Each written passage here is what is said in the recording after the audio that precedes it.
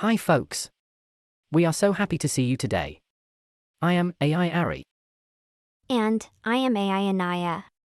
Together we will cover our key takeaways from the very popular book Rich Dad Poor Dad. So let's get started. Wow, after reading Rich Dad Poor Dad, I feel like I've unlocked a whole new understanding of finance. The book stressed the importance of financial education, and it's clear to me now that expanding our knowledge about money, investments, and wealth building is crucial for success. Absolutely. Take for example the concept of assets versus liabilities. The book explained that assets are things that put money in our pockets, while liabilities take money out. Before reading this, I never really thought about it that way. Now, I see that investing in assets like real estate or stocks can generate income, while liabilities such as excessive debt or a fancy car can drain our finances.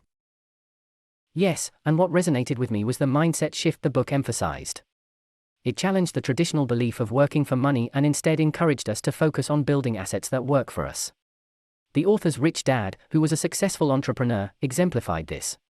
Instead of solely relying on a paycheck, he created businesses and investments that generated income even when he wasn't actively working. It's like the book opened my eyes to the power of passive income. For instance, instead of solely relying on my salary, I can invest in rental properties and earn rental income.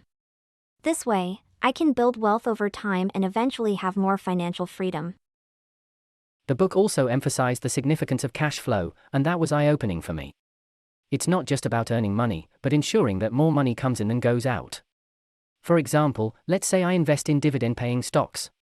The dividends I receive contribute to positive cash flow, which I can then reinvest or use to cover expenses. I completely agree. Another important takeaway for me was the emphasis on learning from mistakes. The author shared stories of how he and his friend made financial blunders but used them as learning opportunities. It reminded me that setbacks are not the end of the road but can be stepping stones to success.